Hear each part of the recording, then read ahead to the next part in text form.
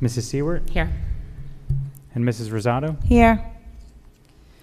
Sunshine Law, be advised that this meeting is being held in accordance with the Open Public Meetings Act, Chapter 231, PL 1975, Sunshine Law, and that adequate notice of the date, time, and agenda has been sent to the Asbury Park Press and the Star Ledger and has been posted and filed with the Marlboro Township Clerk.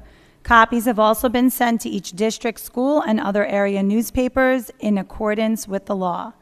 I want to draw your attention to, but will not read in full, the statement of videotaping of public portion of Board of Education meetings, public comment statements, no smoking on school grounds.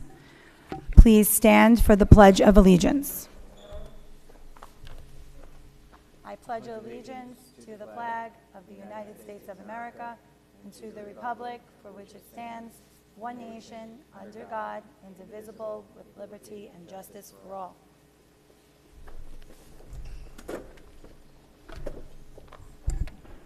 Student impact. Thank you. You're welcome. On September 6th, MTPS welcomed back all students for the 23-24 school year. We have a video for you to enjoy of our youngest learners. Of course, this is the first time that students come into our school district if they weren't here in preschool, so we thought it would be nice for you to see kind of where they started and where they're headed. The start of a new school year is an exciting time, especially for new kindergarten students as they learn the routine of a school day for the first time. Gaining independence is a vital learning experience while being in school, and students get their first glimpse of that in kindergarten. They're able to learn many new things, including understanding procedures of being in a classroom, following instructions, ordering and carrying their own lunch, and playing at recess with new friends.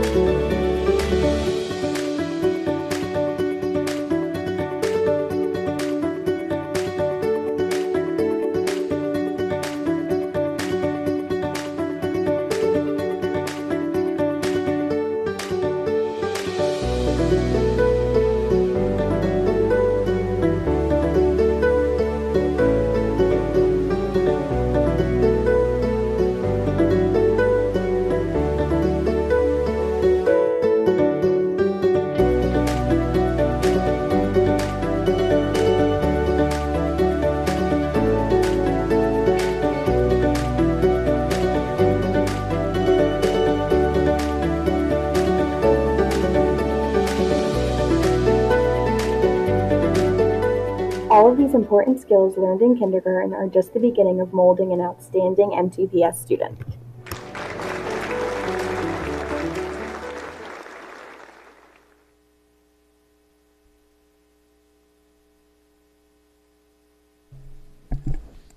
Thank you for sharing that.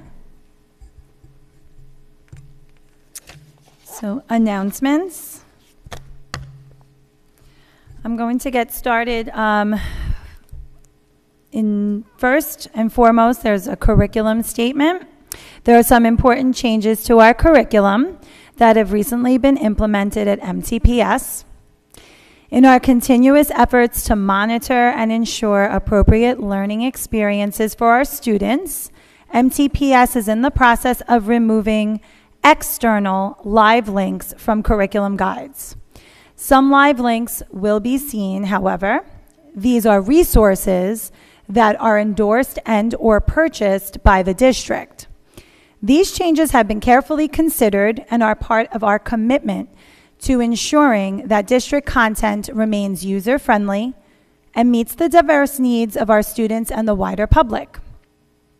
While live links can be convenient, they can also pose risks in terms of inadvertently directing users to potentially harmful or outdated content. In addition, MTPS has standardized the manner in which it will meet the mandate regarding diversity and inclusion in the classroom as required in NJ Statute 18A. Each curriculum guide will contain a common method and guidance page to meet this requirement.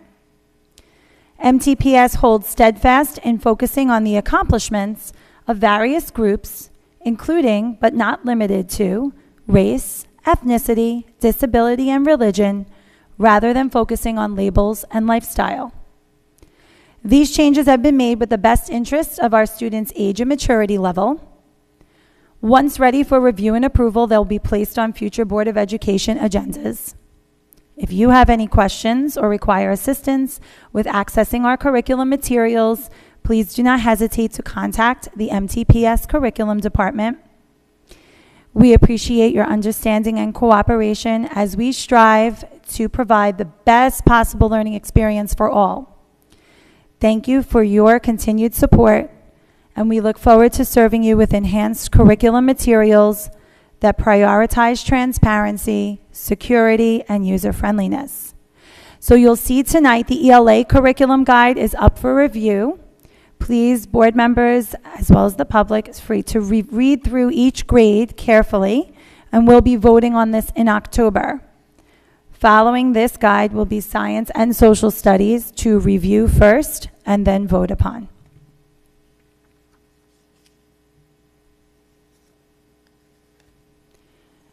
Our second announcement is a statement regarding MEF. Last month, 3 trustees of the Marlboro Education Foundation, Robin Wolf, Thea Pace, and Lisa Nabusi, informed Mr. Ballone that the members of the foundation decided to dissolve the foundation for reasons which are still not clear to us. This news came as a complete shock to the board and the administration. We've always considered the MEF to be a welcomed partner with the board and administration in supporting our district through programs and donations that have enhanced the learning experience for our students and staff. Upon learning about the dissolution of the foundation, we requested that prior to dissolving, the leadership of the MEF should not move forward in the dissolution, but rather turn over the foundation's articles of formation and bylaws to us, as many great members of our community had already reached out to the administration to express a desire to continue supporting our district in this capacity. We were never provided with either the articles or the bylaws. However, to our surprise, upon receiving this request last week, the foundation's trustees informed us that they have now reconsidered and decided not to dissolve the foundation. Needless to say, we're very pleased to hear this news, as collaborating with the foundation supports our mutual goal of promoting creative, meaningful, and innovative ways to enhance our students' educational experience in Marlboro. Additionally, we wanted to inform the community that a new foundation separate from the MEF is underway. This new foundation will provide additional support, funding, and new initiatives that will benefit all the schools within our district. We are grateful for the collaborative and generous spirit all of our community members have in working for the betterment of our great district. Members of the community are strongly encouraged to get involved with either foundation, as we are confident that both organizations will welcome the support and generosity of both new and veteran members. We will keep you apprised of the process in which to do so, and information will be forthcoming.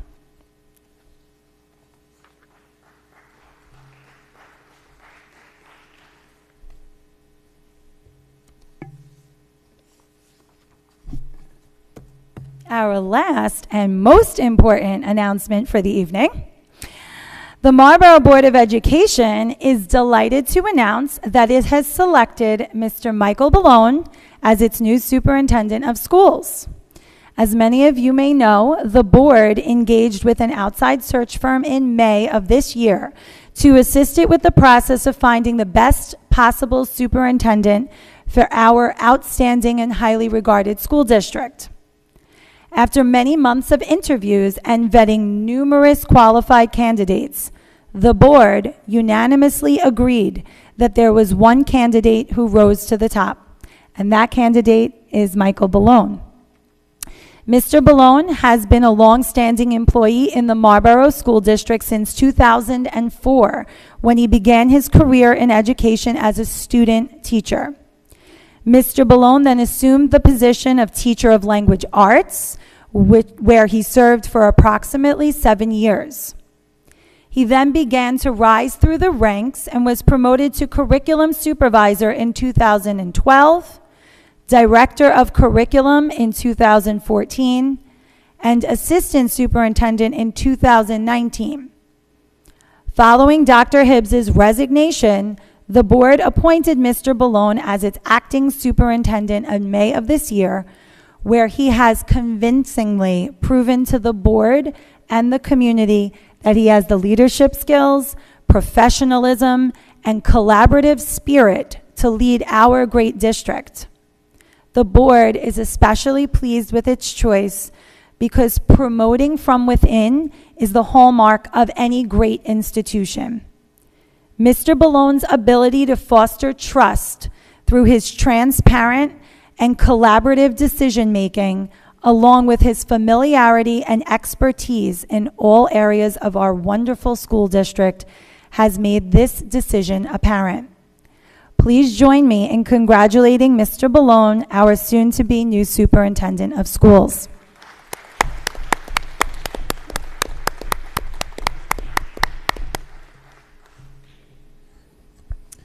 Thank you, everyone. Thank you, Mrs. Rosado, for your kind words, and I know board members, you feel the same way, so I do appreciate it. Mrs. Rosado, members of the Board of Education, staff, students, and the greater school community. It is with great honor and privilege for me to accept this opportunity to serve as superintendent of schools of MTPS. As mentioned back in March, and tonight as well, when embarking upon the role of acting superintendent in the district, I set out upon my path here almost 2 decades ago as a student teacher at Marlboro Middle School. As an ELA teacher, supervisor, director, I've taken on increasingly challenging administrative responsibilities. With the changing stations of this journey, the experiences encountered in each position have contributed to my success in succeeding ones up to and including the most recent acting superintendent. I want to express my sincere gratitude to the board for entrusting me with this next step. It is an important role, for it is the ultimate vantage point from which to view the district and its future. I'm deeply committed to the values of MTPS, and I am eager to move forward collaboratively with the Board of Ed, teachers, staff, students, parents, guardians, and the larger Marlboro community to continue advancing the district's goals. I would be remiss if I didn't thank my colleagues from various positions in the district for their encouragement and support throughout this process of advancing towards this point. Your phone calls, emails, conversations, and just positive thoughts have been welcomed and appreciated along the journey, so thank you. I am confident that together we can continue to make progress from the strong, indeed enviable place in which we find ourselves. The firm base that already exists in MTPS makes us ready to launch into new heights of achievement and success in the future. I am excited to lead the district in providing the highest quality education for all of our students and in supporting the professional growth and development of our dedicated staff. Thank you.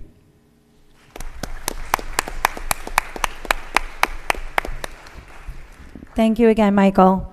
And I just wanted to let the public know that we expect to formally approve Mr. Ballone's contract at our next meeting following the county superintendent approval. I do have one more announcement, and then I think Mr. Caravello does, right? Yep. Do we have one more announcement for him? Oh, yeah. Okay. Sorry. My apologies. Congratulations to Mr. Vincent Caravello, School Business Administrator, on receiving the Association of School Business Officials International Certificate of Excellence in Financial Reporting Award, COE, for the fiscal year 2022 Annual Comprehensive Financial Report. The district's participation in the COE program is a testament to its commitment to transparency and high-quality financial reporting. So congrats there, Mr. Caravello.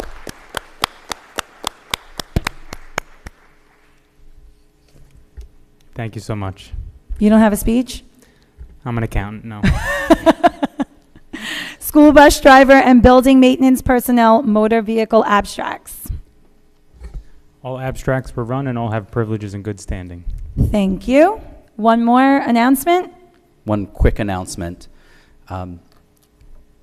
Presented to the Marlboro Township Board of Education is this plaque. I'd like to thank Chief of Police Pizzullo, Officers Drum, Perini, and Caulfield. They came and personally delivered this plaque, and it is our support and involvement with the Youth Police Academy, which is comprised of middle school students, and the program is designed to give young adults a look into careers in law enforcement by providing team building skills, close order drills, classes, and physical training sessions that help to build confidence, promote self-reliance, and teamwork. Our students do this over the summer months, and the officers came over to the board office with a formal presentation to me, and this is now their token of appreciation to all of you. So great. Thank you so much. You're welcome.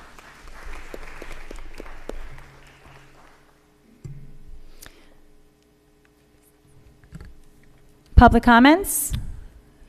Sure. So I have two on my list. First up, Ms. Cheryl Scorzo.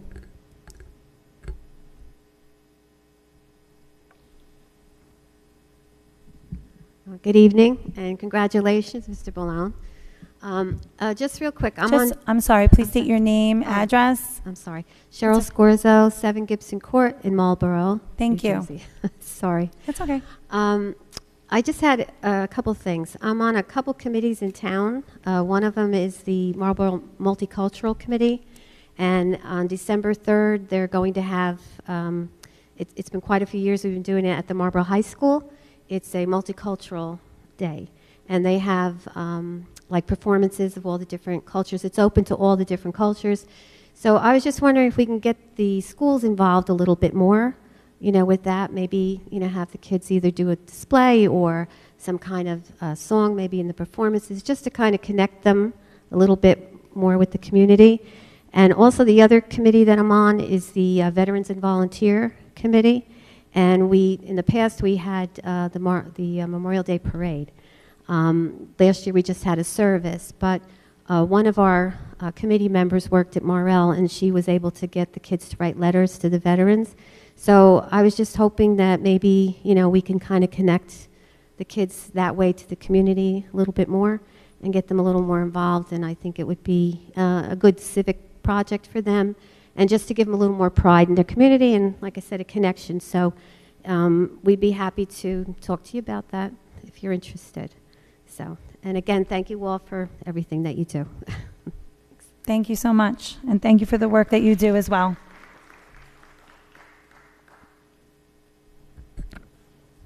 No comment? Next up, Mr. Moshe Grant.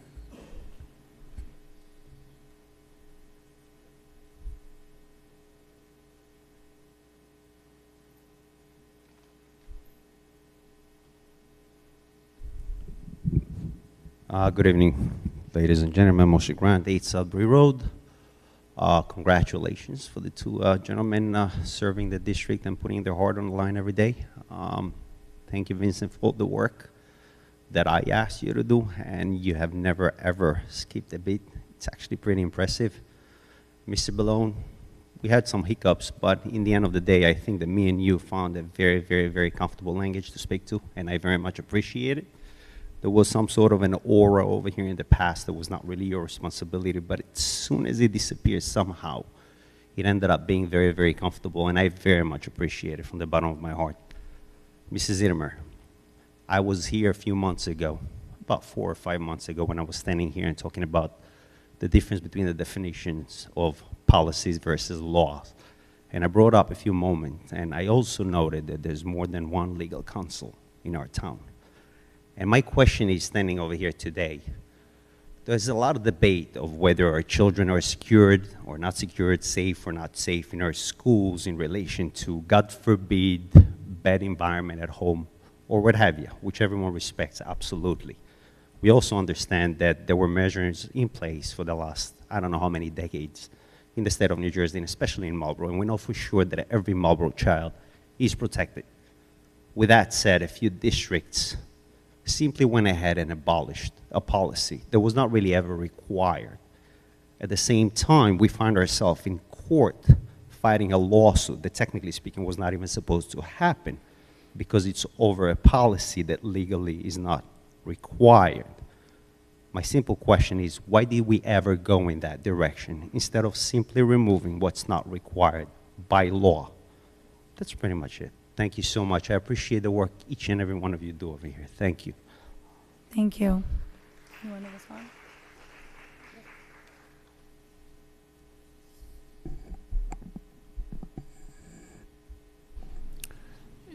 There's many facets to that question, Mr. Grant, but I would say that the board did actually take steps to remove the language in the policy that we felt was not legally mandated, and that was the language that said that there's no affirmative duty to notify parents about a student's gender identity or change in gender identity and expression. We removed that, as you know, and we changed that to an affirmative obligation to notify parents, and that ended up resulting in litigation that we're still involved with, and the board still stands behind that litigation, and we're confident that ultimately we will prevail with a finding that that new language and that new process that we implemented is not discriminatory, but rather involves greater parental rights and involvement, and that's what we stand behind.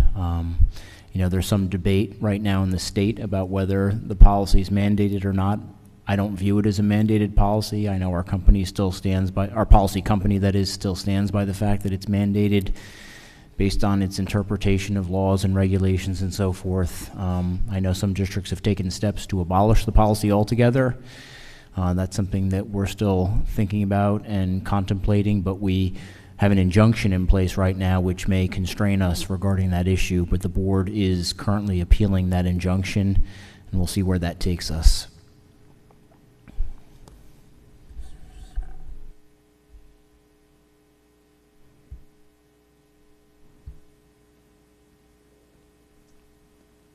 Well, thank you for the answer, Mrs. Zittimer. My question was not about whether or not we're changing the language of the policy. My question was, why are we fighting a fight about changing language when the entire policy is not necessary by law? And as far as your firm believing that it's mandatory, the Attorney General of the state of New Jersey himself said exactly what I said over here a number of months ago, that it's not mandatory. That's pretty much it. Thank you. You're saying why didn't we abolish it because it wasn't mandatory? Just to be clear, I don't think maybe I just misheard you, but I did not say that I thought it was mandatory. I don't know if that's what you said I said, but I didn't. In terms of why the board didn't abolish the policy, I would defer to the members of the board in answering that question. I think the prevailing thought was that there needed to be some guidance, some document in place to guide school officials on how to handle these issues, as opposed to not having any policy at all and kind of resulting in a free-for-all. And so that would be my opinion. I would certainly defer to members of the board to see if they feel the same way, but I think that the thought was that having some roadmap in place was better than having nothing at all. And so, you know, I know other districts have abolished it, and that's fine. That's certainly their prerogative. And then there's a question, though, that becomes, what occurs when faced with some of these issues. What are they gonna do? How are they gonna handle those issues in the absence of any policy guiding school officials on how to handle these issues? I'm going to have Val, our policy chair, speak to that. Yeah, so there were a few things, and thank you, Mr. Grant, for your responses. And some of you may have seen the recent Patch article where Mrs. Rosado and I gave our kind of thoughts and opinions on, you know, the Strauss SMA is our policy provider that we utilize today. And, you know, they have policies that they deem mandated. And so we are along with Manalapan and Middletown that we were told it was mandated. And so therefore we revised it to align with kind of what we think is greater parental involvement. In conversation though in the policy committee about abolishing, which we can't right now because we're in active litigation, we did have some thoughts on it. And other school districts can move forward however they're doing that. But our thoughts were a little bit on two sides. One is if we abolish it and there's zero guidelines, then it leaves it really in the hands of the school. And our schools are wonderful, and I know that they involve parents all the time.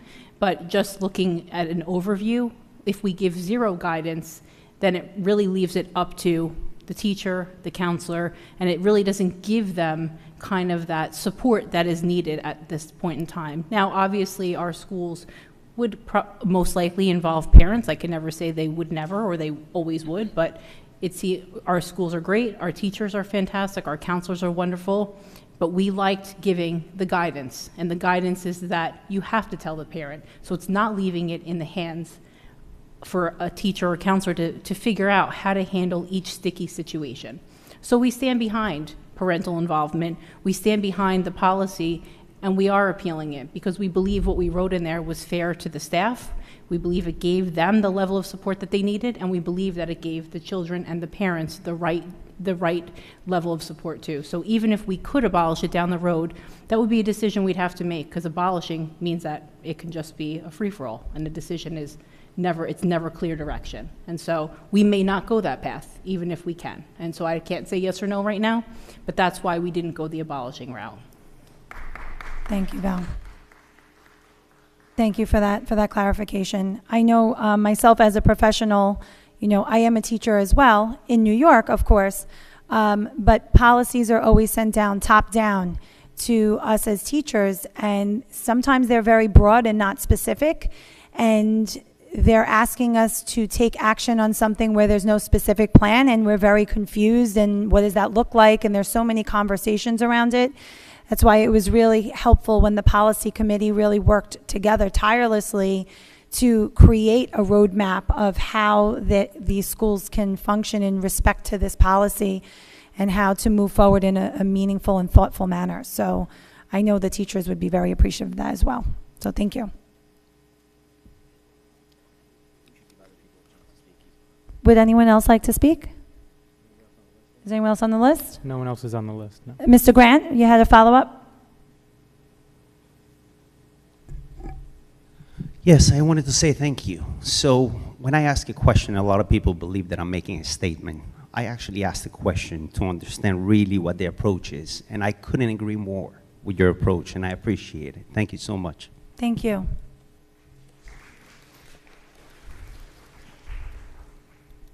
I have none That's left it? on my list. Anyone else wanted to speak? I see none. Motion to close public comment. Annette, do I have a second? Michael, all in favor? Any opposed? I see none. We're moving on to the interviews for board member vacancy. I'm going to be announcing the interviews in the order that the applications were received. So we will be interviewing first Ms. Balomo, second Ms. Hackett.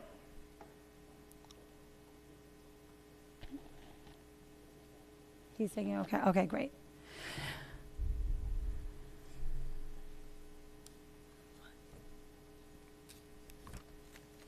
Okay, just so everyone knows, Ms. Hackett stepped down in the other room so that we can interview Ms. Balomo first, and there's no advantage to hearing the questions ahead of time.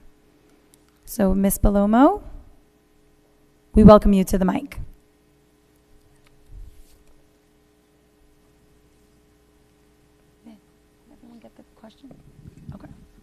Good evening. Thank you for having me here tonight. Thank you so much for being here. So if you need a question clarified or restated, please let me know so that you understand everything before you answer. Thank you. So Ms. Paloma, why are you seeking an appointment on the Board of Education, and what specific goals or changes would you like to achieve during your term? Thank you, Christina. The reason why I'm coming out tonight to seek a position on the board is quite simple. For the last 8 years, I'm a proud member of the Marlboro school system in many capacities. My best achievement is being the PTA president of Dugan PTA.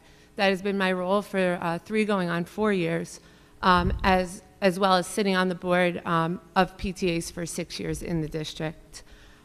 Through these positions, I have been able to interface with not only the wonderful students of Marlboro on so many different occasions, but also their parents. So I'm seeking a spot on this board for so many reasons, but I would say the reason that's closest to my heart is I'm a mom that has, for lack of better words, boots on the ground. I'm in there. I'm the soccer coach. I'm the Girl Scout leader. I'm on the PTA. There's so many parents that don't feel comfortable doing what I'm doing right now, but they have real concerns. They have concerns for their children. They have concerns for their children's future. They have concerns for their children's present and what they're learning and how they're being affected by what's going on in the classroom. So it is my goal to bring their concerns, to be a vehicle to bring that to someplace that maybe they're not comfortable coming. And I feel like I could be a catalyst in bringing a lot of the community together and being someone who's not afraid to come to the table in disagreement, but use that to grow and not to just have control, but instead to spread the opinions of the community and how everybody sees their children's education, and then bring that to the board. So that would be my biggest goal sitting on this side of where you are. Secondly, I am a very big supporter of parent rights and parental rights. As many of you know, I've been here to many of the meetings over the last 2 years. I've been in the courtrooms. I have followed very, very heavily on what is going on here. And I know I stand firmly that I back parental rights without a shadow of a doubt, and I will continue to do so. And I don't foresee myself stopping, until the children get exactly what they deserve and their parents do as well. Thank you. Thank you. I know you mentioned your PTO experience. What other relevant experience or qualifications do you bring to this position, such as your education, community involvement, or leadership experience? Sure. So obviously we've already spoke about PTA, PTO. One that doesn't go unnoticed, my profession, which is I'm a mom. I'm a stay-at-home mom. I'm a homemaker, and I take great pride in that. I am there 24 hours a day with my child, and I don't see how what they're doing in school is any different. I want to be there. In terms of my education, I am a graduate of the University of Delaware. I have worked with children, and then I went into a career in marketing. I was a marketing manager for 3 years, and I believe that is a lot of my professional experience that has taught me to be a team player. During my young career, I was only in my mid-20s when I had that career, I was given the great privilege to be a founding member of a 501c3 that supports families enduring the hardship of battling childhood cancer. I was there at the inception of that charity, 501c3 nonprofit, and I was at the forefront of many of the ideas interfacing with many different communities to bring those children what they need. So bringing children what they need, bringing families what they need is not foreign to me. In terms of other experience, I am what, my family likes to call me, I am a professional volunteer. I volunteer my time to better the community that my children will hopefully grow up, flourish, and continue to be a part of. Thank you so much. In your opinion, what are the most important issues facing the board today, and how do you think you can help address these issues? I think that there are several issues that obviously face the board, and on a small scale with our PTA, I see a lot of these issues. Making everyone happy is not an easy job, and it's also not an accomplishable job. But it is our goal, and I'm sure it is yours as well, to listen and make sure that everybody is heard and make yourself and the goals of the board be as successful as possible. I believe that we live in a time where things have been split. I think that things should stay completely apolitical. I don't think that education is a place for politics. I believe that the rights of a parent are the rights of a parent and a parent alone, and I believe that we should shape our children's future alongside the wonderful educators and administrators that make up the Marlboro Township School District. I think that living in an age of technology is a very, very hard time to raise children. I don't believe that children should have technology at their fingertips and it should be used as a substitute for face-to-face learning or as a substitute for parenting your child. I think those couple of things, obviously to a greater scope than we have time for tonight, are some of the biggest issues that you probably face as a board. Thank you. How do you plan to navigate potential conflicts or disagreements among board members, community members, and administration? So there is a little thing that I always keep in the back of my head, and that is that disagreement, if it's not welcome, you can't breed growth. That just shuts down. If you're not able to sit amongst people who disagree, all you are is in control of the situation. You're not looking to change it or to grow in that situation.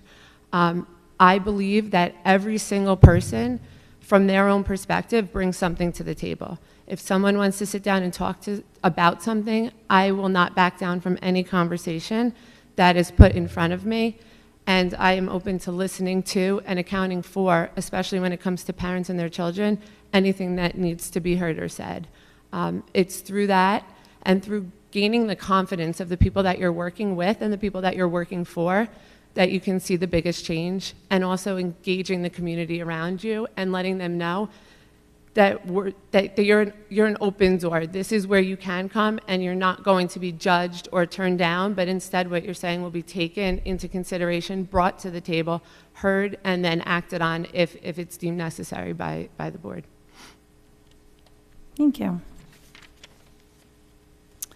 What issues do you believe Marlboro needs to address in its academic programs and offerings in special education, general education, English language learners, and gifted and talented? So I will start by saying that I have a 5th grader, a 3rd grader, and a kindergartner, and I'm very happy with the education that they receive here in Marlboro. I understand that that does not go without a lot of work being put in behind it. I think that we came back from a really hard time of the pandemic with a great head of steam. And I do believe that our administrators and educators are doing a phenomenal job educating my children. With that being said, like any school district, I'm sure, there are obstacles that are being faced. And I do believe, like I touched on before, that we need to get back to the basics. We need to make sure that our children are learning textbook, handwriting, reading, writing a book report, getting back to the things that are the bread and butter of being educated, and cut out some of the extra, I don't want to call it nonsense, but YouTube videos and links being just thrown in as a replacement for real tried and true research and educational tools. I don't believe an app is a substitute for a teacher. I don't believe an app is a substitute for a parent helping with homework. It doesn't work that way. Those things, in my eyes, they have a place, they have a purpose, but it's not a substitute. As far as the different areas, I think that there is a overall goal in 2023 that should be achieved, and that is that every child is educated in an environment where they can feel a part of their community. So as long as all of our programs that we are implementing in Marlboro are done in a cohesive way that's rolled out, not only among students in a school, but in students in a district, school to school. All students should be made to feel included in whatever is being taught in the classroom, outside of the classroom, but in the district. Thank you. As a board member, what would be your approach to school funding and the budget during budget season? So, as I saw it in the beginning or end of last year, beginning of this year, the budget as it was presented by the board, I thought was done phenomenally. I think trimming the fat to make sure our children get what they need in the classroom is paramount. But also, it is a real concern of Marlboro residents that our taxes remain, in line with kind of what they are. So in terms of the budget, I think it is paramount that we keep our children's education first and foremost. We give them what they need, but also we keep in mind the community and the taxes that we pay as Marlboro residents.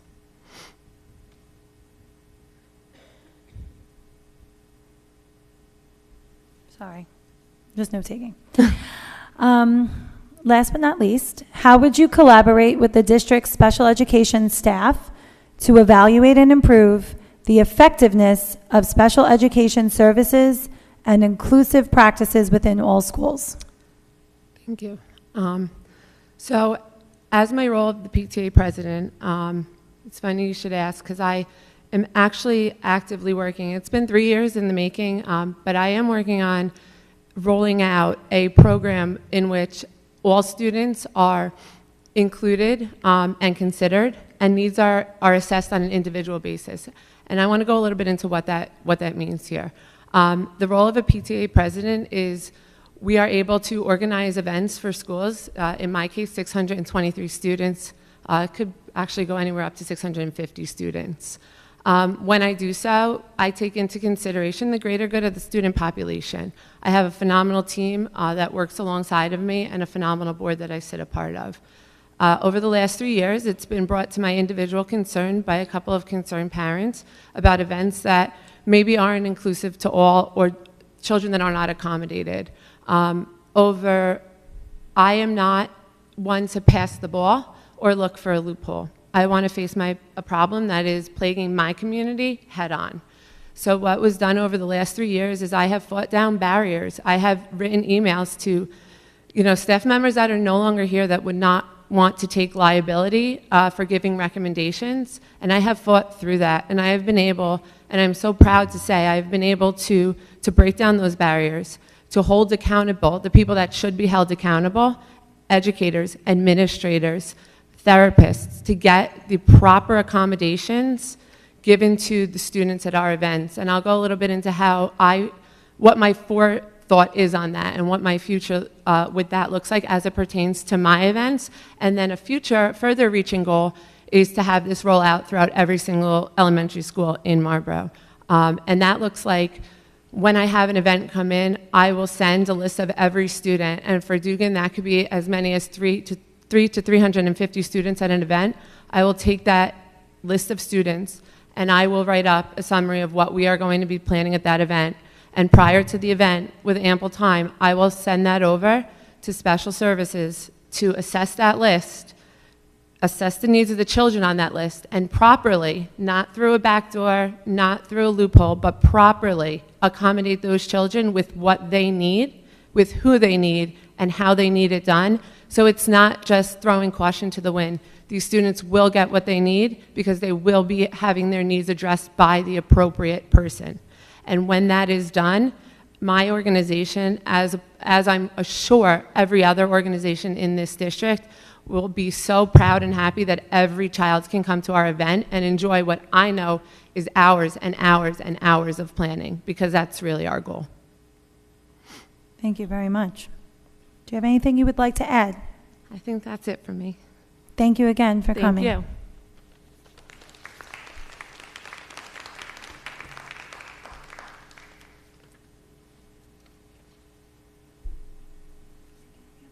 Okay, I didn't see him. No, I want to make sure he was getting.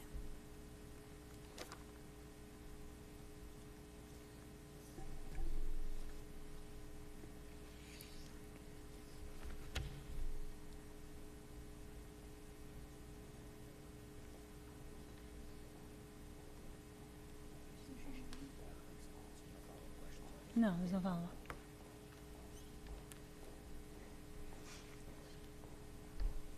You can just come to the mic. Yeah, put yourself, get comfy. Hello. Good evening, Ms. Hackett. Thank you so much for coming out tonight. Thanks for having me. Okay. So our first question is, why are you seeking an appointment on the Board of Education? And what specific goals or changes would you like to achieve during your term? So I guess my interest in the board came about in the last couple of years since I have a few kids that attend school in the district. I know from speaking to other people who have kids in other school districts in other states, New York, Florida, that the kind of attention and care and resources that our kids have in this district are really not common at all, even in other school districts within Monmouth County. So I think the school district is doing a very good job, a tremendous job in supporting our kids and at least having similar values and holding the education of our kids and the role that education plays in giving them a foundation for their future as the chief goal. So that's something that attracted me to it. And then wanting to be more involved, I figured with this current vacancy, it was a good opportunity to learn by serving. And so that's why I'm here. Thank you.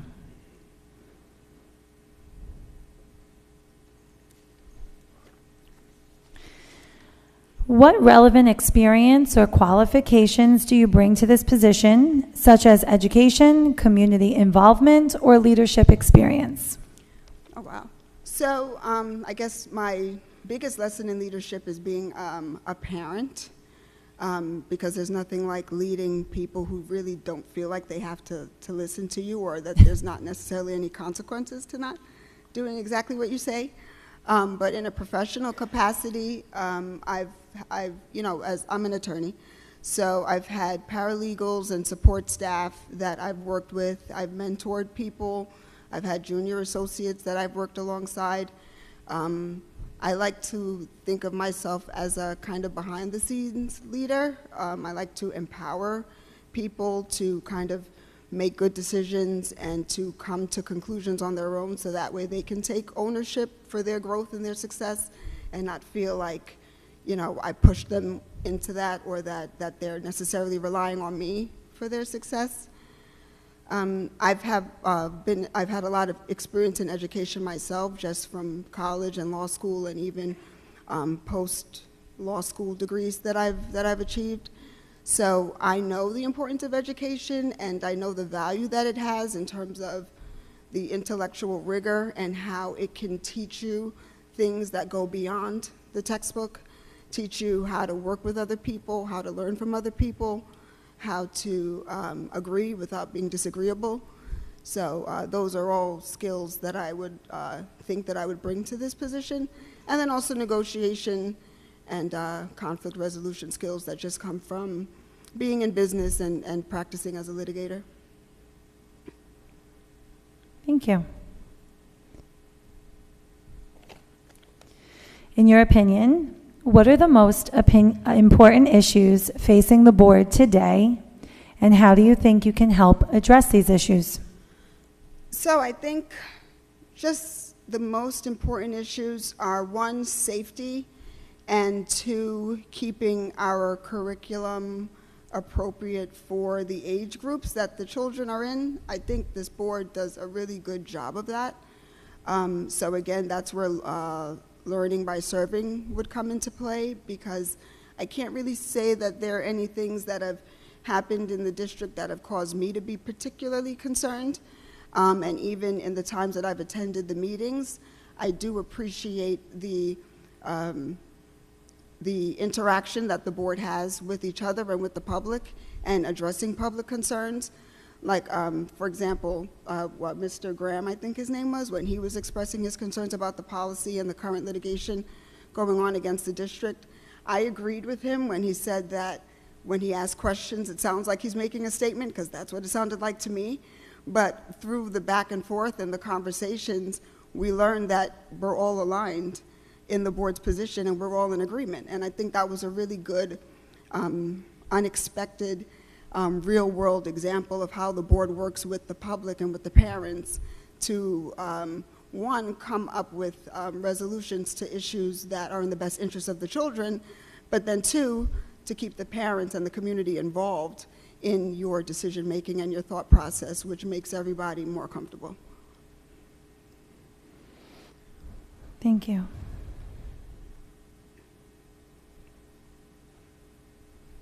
Sorry, I have to take notes.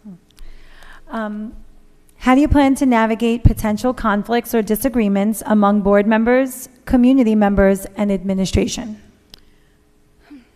So I think the idea that everyone's always going to agree all the time is not really realistic. Like, life is not that way.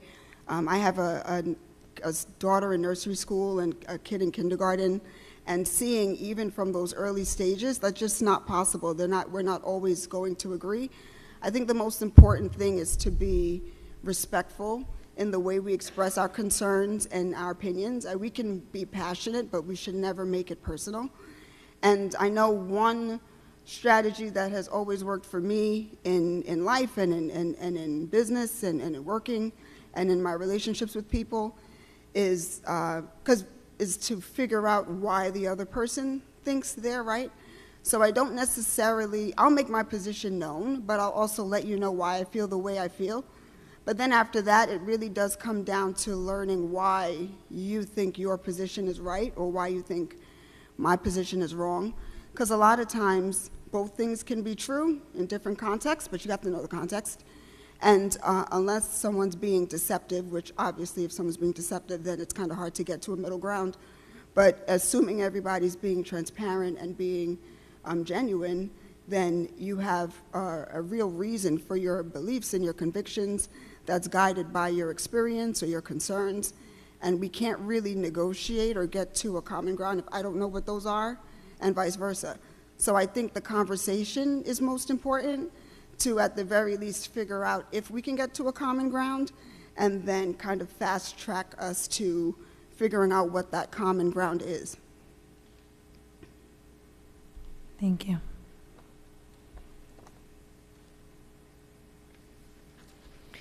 What issues do you believe Marlboro needs to address in its academic programs and offerings in special education, general education, English language learners, and gifted and talented?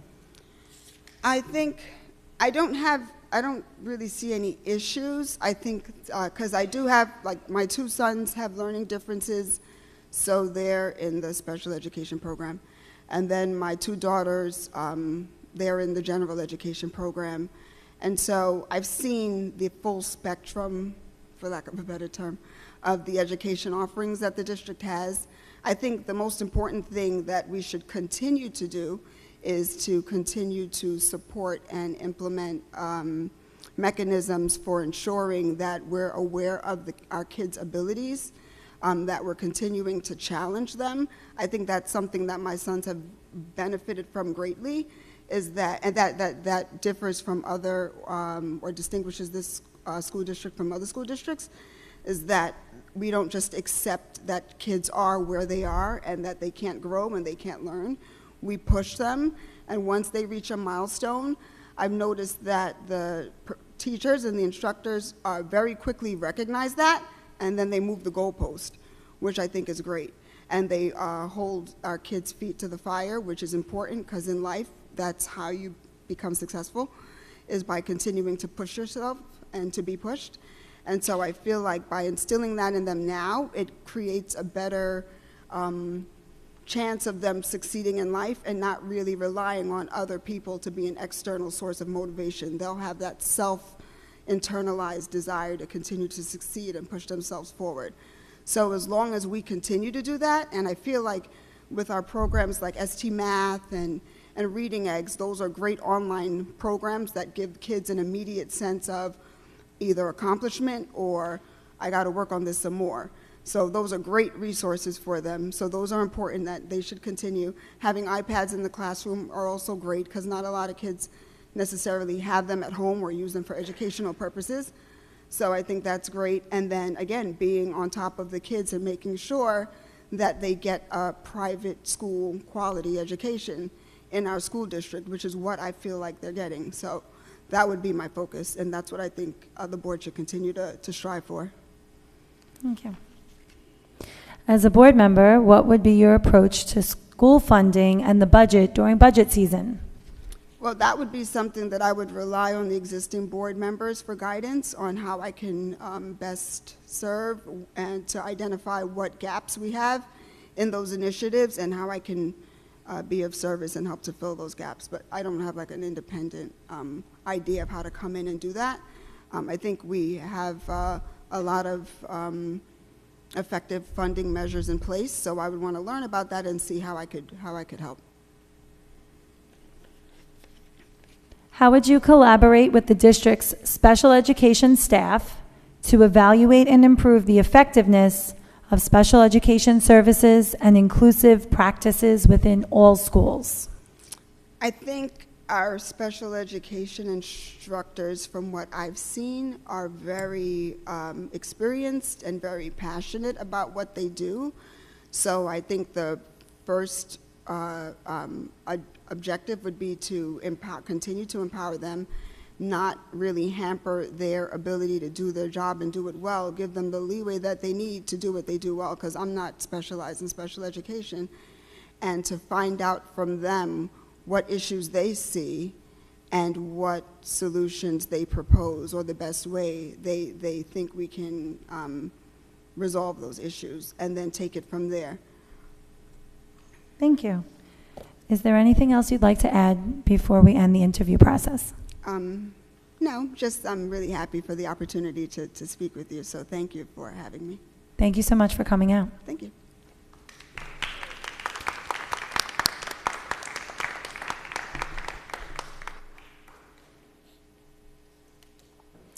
Executive session resolution. Be it resolved that in accordance with the provisions of the Open Public Meetings Act, the Marlboro Township Board of Education shall conduct a closed executive session pursuant to the exceptions prescribed by NJSA 10:4-12 for the purpose of discussing matters of attorney-client privilege and candidates for board member replacement.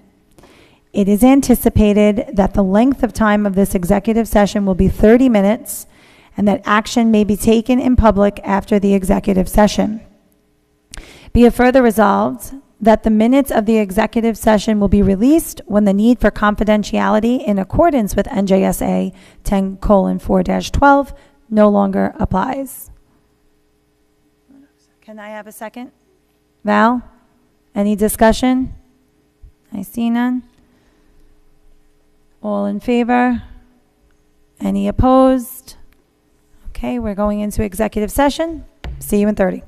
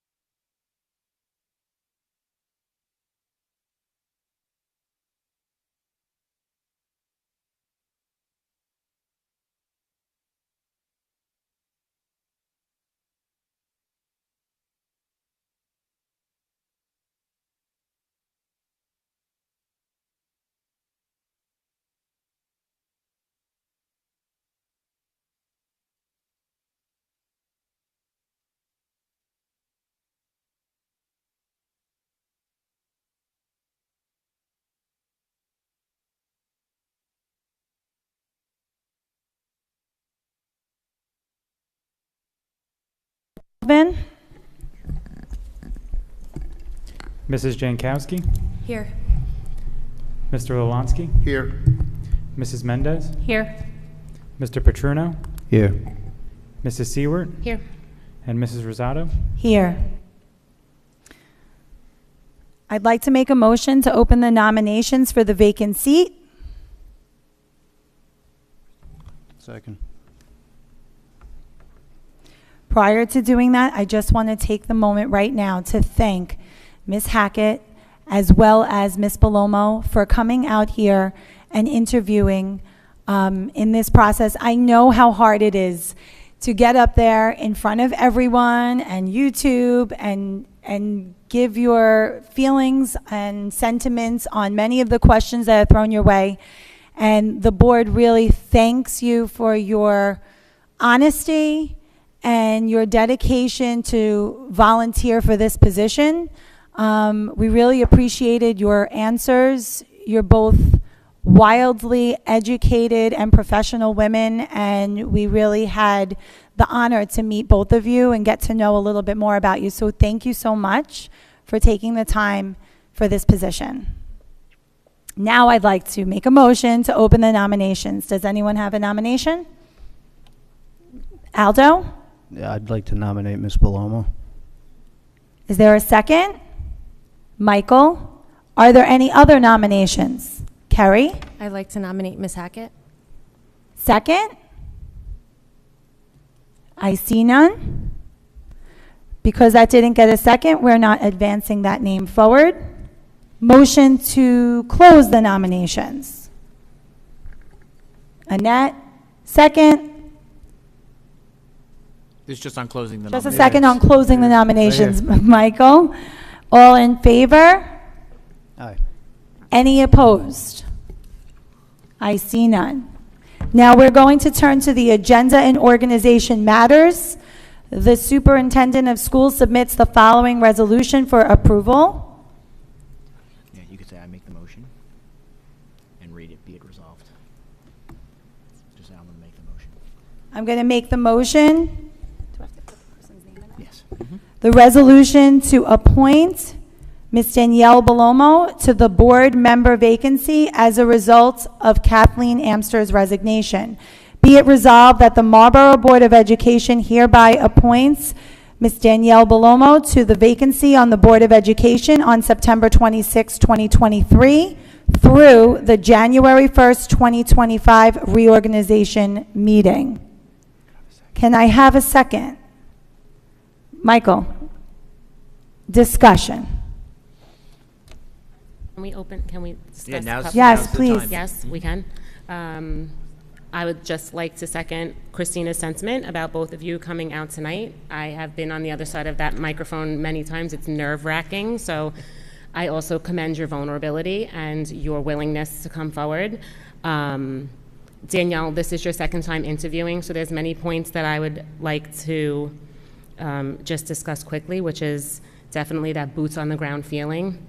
I know that I could relate to that, having 3 kids and being in the community, and that catalyst between parent and board is really what hit me most. But also, I give you a ton of credit as well, Natalie, because you're a full-time mom, and being able to, you know, attempt to carve out more time to volunteer is commendable. So thank you both for coming tonight. Welcome aboard, Ms. Bellomo. Carrie? I would also like to thank both of the nominees for coming out, because I was in your shoes not too long ago, so it is very difficult and a lot of eyes and pressure and ears listening to you. I really admire Ms. Bellomo for all of her advocacy and all of her work in the district, and I really know that you are present at these board meetings and you don't mind speaking your mind, as you said, but you really do follow through with that. And I know that it is hard, and you're not just up at the microphone necessarily representing yourself or your children, but a community full of children and moms and dads and brothers and sisters.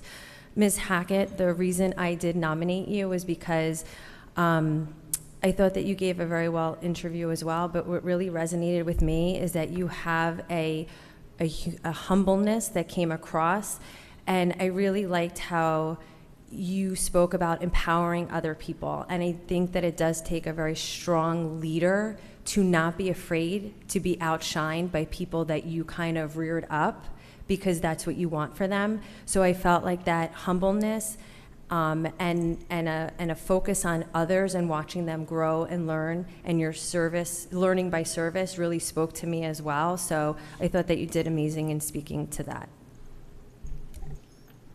Val? I want to say thank you to both of you. I really do. Ms. Palomo, your service to the community resonated with me because I too sit on a variety of local school boards, and so dedicating yourself to the community is a very big deal for me. I appreciate you showing up for the kids and the school on a regular basis. I know you do a lot of hard work there. Ms. Hackett, you really resonated with me too. I do want to say, as a working mom, right, you have 5 kids, I have 3. I do also have a child in a special education program, and so that really did resonate with me as well. The other piece is I really loved how humble you were, right? You want to be a leader that serves, not a self-serving leader, and I appreciate that because that's my motto as well. And so I want to thank you, and I want to encourage you to get yourself out there, keep coming to the meetings, feel free to email or contact us at any point in time. At least this is my own perspective. It's not easy to get up here, and I just want to say thank you for coming out. I really do appreciate it. Did anyone else have anything to say? Michael? I just want to thank both of you for coming out.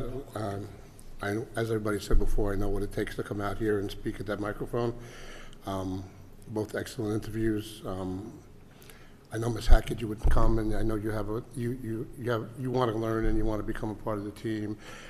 But I also know that Ms. Palomo, I've seen her face here for months and months, and she's been a part of the district's internals for a long time in volunteering, and so you both had great pluses. So I do appreciate you both coming out, and I want to also say what Val said. I consider running next year. Come to the meetings, be a part, and put your name in next year, because I think you would also be a valuable asset to the district in the future. Thank you. Roll call, Vin? Mrs. Jankowski, Abstain. Mrs. Mendez, Yes. Mr. Petruno, Yes. Mrs. Seward, Yes.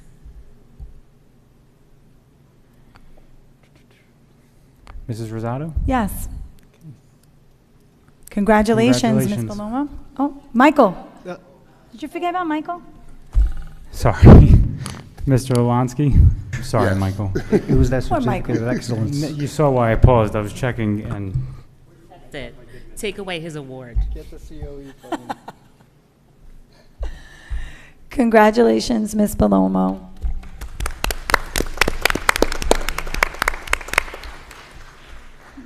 We will now have the administration of the oath of office. Mr. Vincent Caravello, the school business administrator, board secretary, will administer the prescribed oath of office to Ms. Danielle Palomo.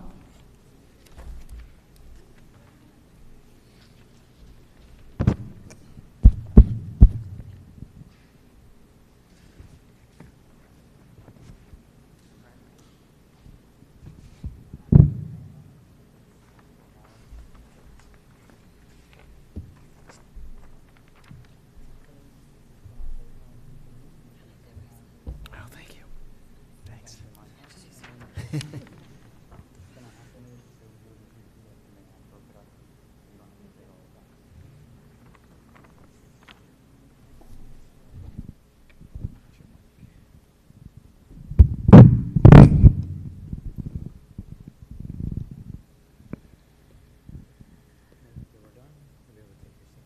Gotcha.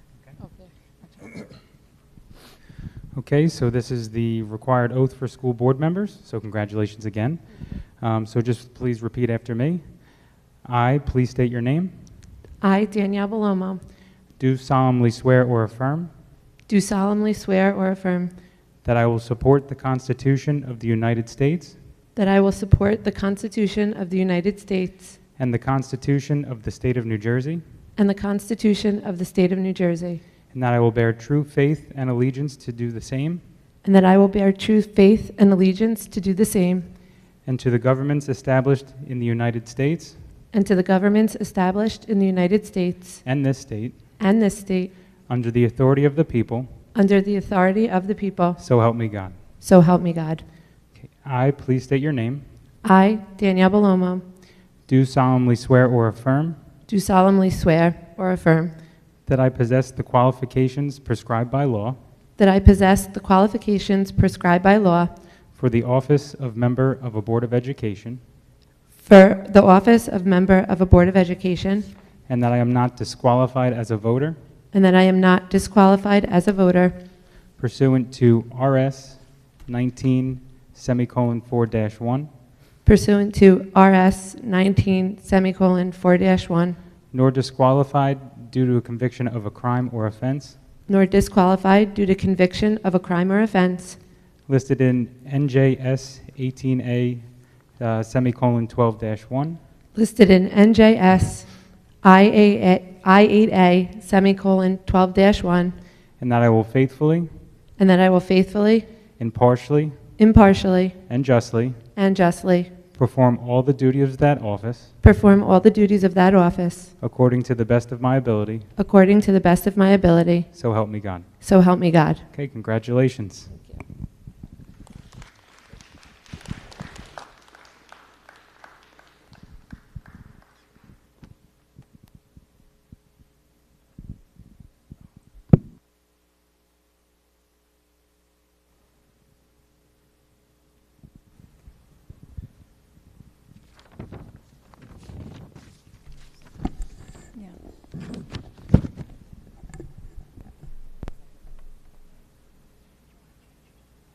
Yeah.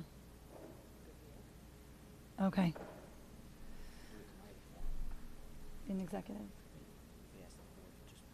Okay. But not right here. Is it an actual resolution? No, it's not. You're not actually voting on it here anyway. You're trying to vote. Yeah, right here. Perfect. Can I say it here? Yes, I'm sorry. That's what I mean, okay. Yes. Just say whatever you're okay with changing it to. Okay. All right, thank you. I'm so sorry. Congratulations again. Communications, Superintendent's Report, Harassment, Intimidation, Bullying, HIB Report from August 18th, 2023 to September 21st, 2023. Incidents reported, 1. We have one, yes. Thank you. The meeting dates. On the agenda, we have posted Tuesday, October 17th for a regular meeting and Tuesday, November 21st for a regular meeting. I wanted to ask the board if it would be okay to move the October 17th meeting to October 10th. There were some conflicts with scheduling, and we were wondering if that would be okay. Yeah, I'm fine with that. Carrie, Danielle? I'm fine with that. I just want to make sure there's no back-to-school nights or anything on the 10th.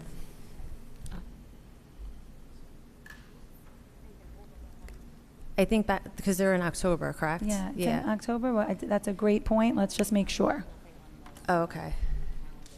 Because I just don't want to make parents choose. You good? Yes, that's fine with me. Good. You're good as well? Michael's good? Val? Checking. Okay, Michael's just checking. School night. We're okay. We're okay? Okay, so we're going to change the meeting date in October to October 10th. Just because we advertised it for the 17th, somebody just should make a motion to change the meeting from the 17th to the 10th. Okay, I'm going to motion to change the October 17th meeting to October 10th. Do I have a second? Aldo, any discussion? I see none. All in favor? Any opposed? Okay, so the meeting date is changed to October 10th. Approval of minutes resolution.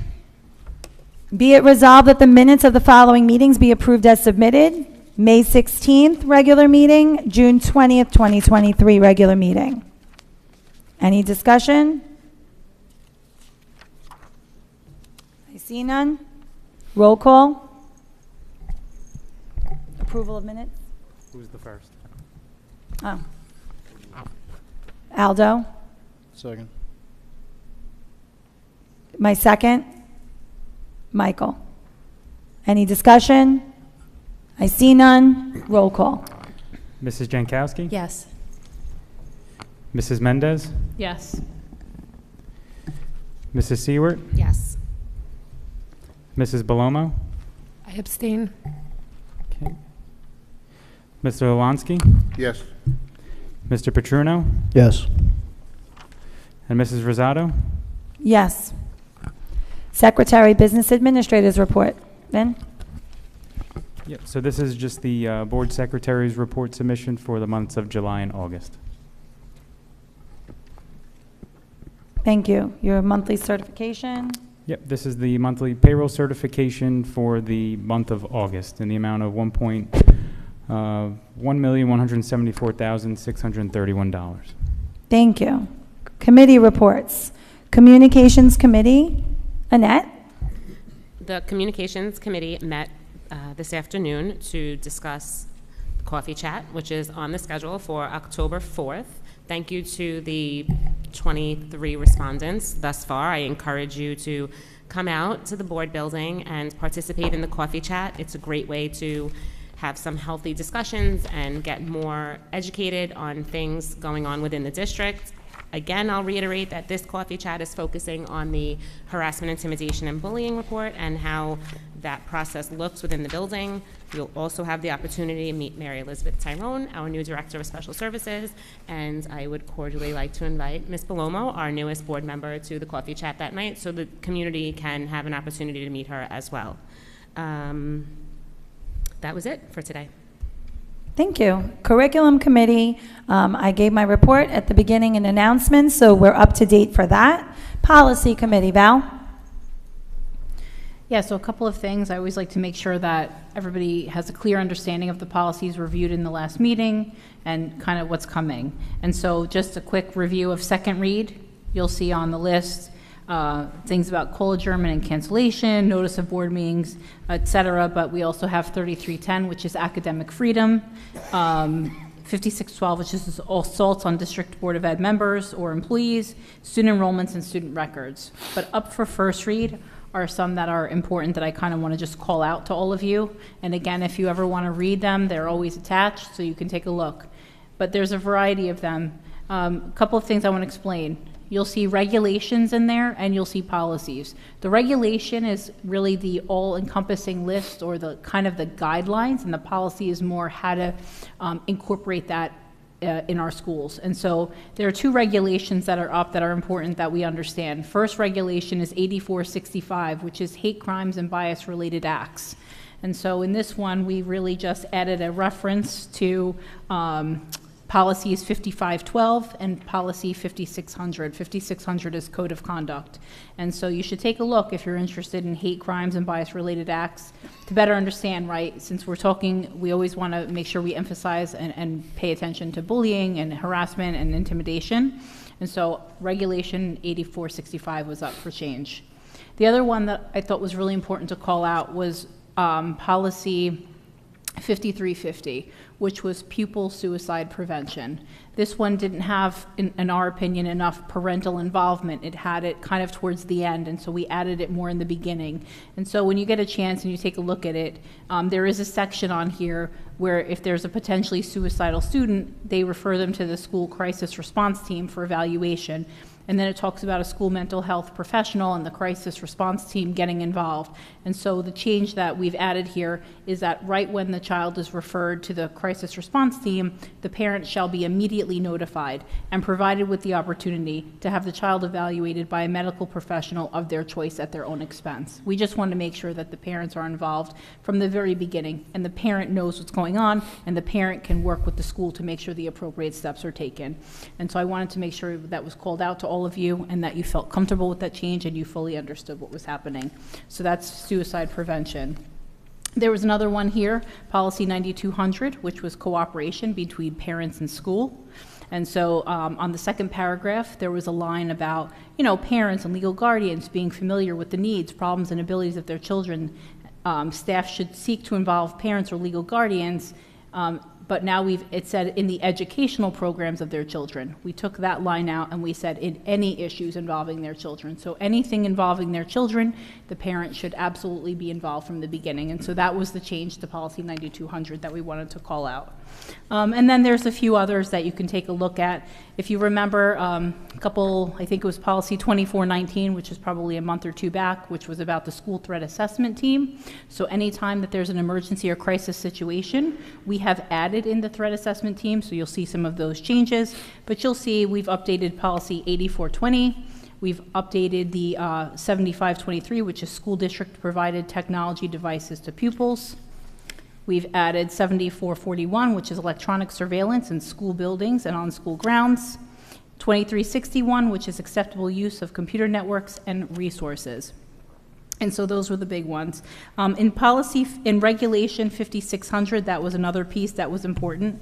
Regulation 5600 is the code of conduct. So about a couple months back, we did the policy 5600, which was code of conduct, but Regulation 5600, which kind of outlines the code of conduct that is acceptable and unacceptable for students. We added in conduct on social media that threatens the health and safety of students, staff, volunteers, board members, or district property. So we wanted to make sure that we added the social media aspect to that, because social media is big nowadays, right? And we wanted to make sure that that's there as well, right? How kids behave on social media has an impact on them in school as well. And then we added in the threat assessment team if we had to escalate. And so those are the policies that are up for first and second read, as well as the regulation. And I'm always going to say this, and I'll continue to say it every time. If there are policies or regulations that you have questions, concerns, anything about, please feel free to send us an email. We welcome all feedback. You don't have to agree with all of our changes. You can absolutely send it our way, and we will always evaluate it. So I just want to thank you all for sending any feedback you have, and thank you for listening.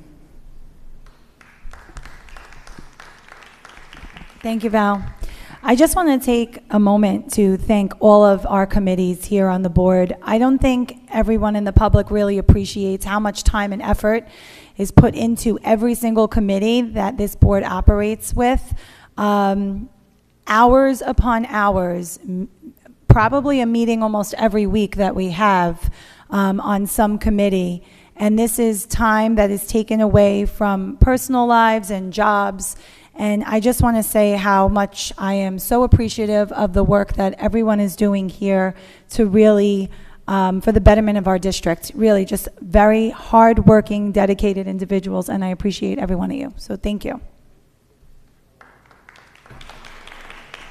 Michael? Just want to mention, I was speaking to Mr. Balone, and Safety and Security is going to meet up with the threat assessment team. Once I got their feet wet, we're going to get a meeting together with them together to see if they need any support from the board, and to report back to the board on how they're going. So that'll be our next Safety and Security. Wonderful. Thank you, Michael. Okay.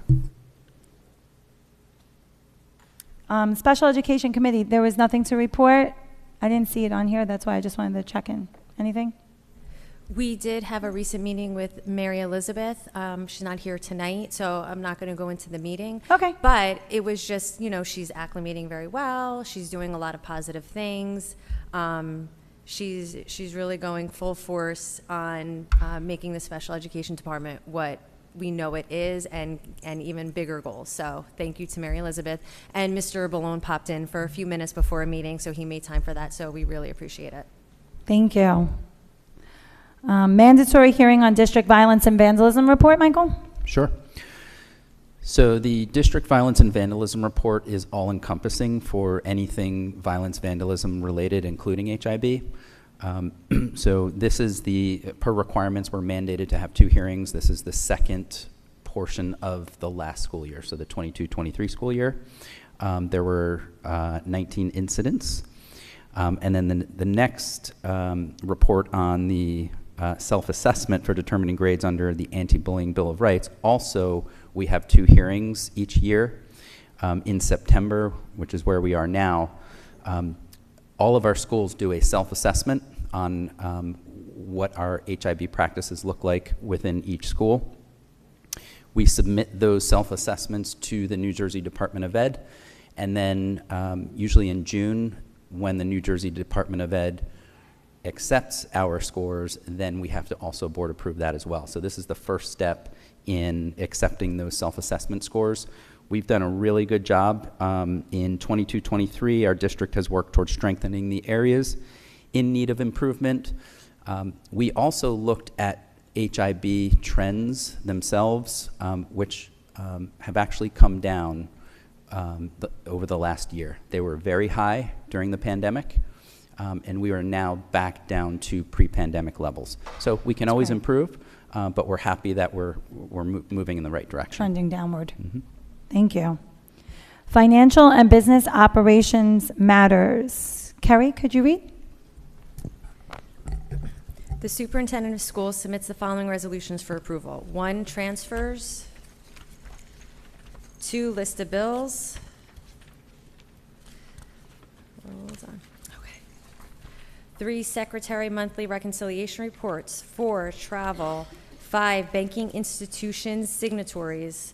6, approval to submit application for stabilization aid. 7, harassment, intimidation, bullying HIB report. 8, home instruction. 9, out-of-district placements for the 2023-2024 school year. 10, approval of agreement, preferred behavioral health group. 11, approval of agreement, resident consultants LLC. 12, approval of agreement, Summit Speech School. 13, New Jersey Schools Insurance Group, Monmouth Ocean County Shared Services Insurance Fund. 14, approval of change order number 1, MECO Incorporated.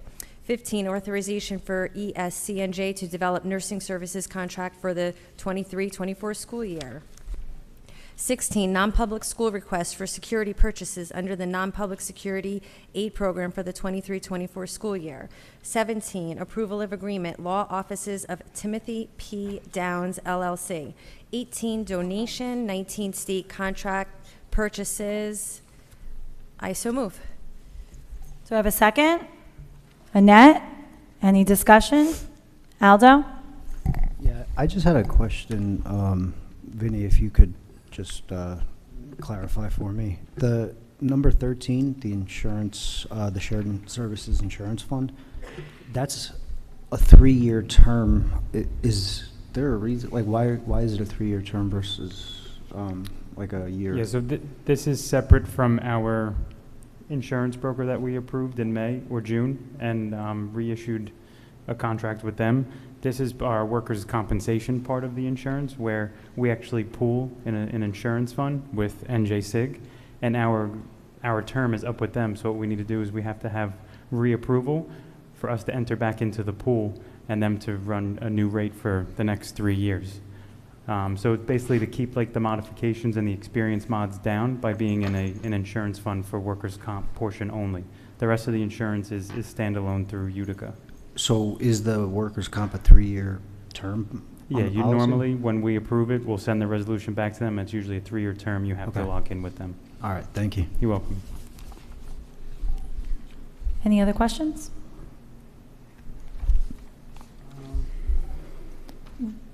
I just wanted to bring to everybody's attention also, one of the big ones on here is number 6, the approval to submit the application for stabilization aid. If you recall, we did this last year as well. So this is something the governor has approved in his budget to allow districts who have lost S2 funding, which is basically one of the criteria we would meet to apply for stabilization aid. Now what this does is this allows you to fill the shortfalls you may have had with S2, and as you know, through the budget presentations, we've had a lot when it comes to navigating S2 cuts. So we're hopeful that when we submit this again this year, we'll be approved also like we were last year. The funding amount is not as much as it was last year, what we're submitting for, but we still feel like it would have an impact with covering some of the costs that we may see down the road. Thank you. Any other discussion?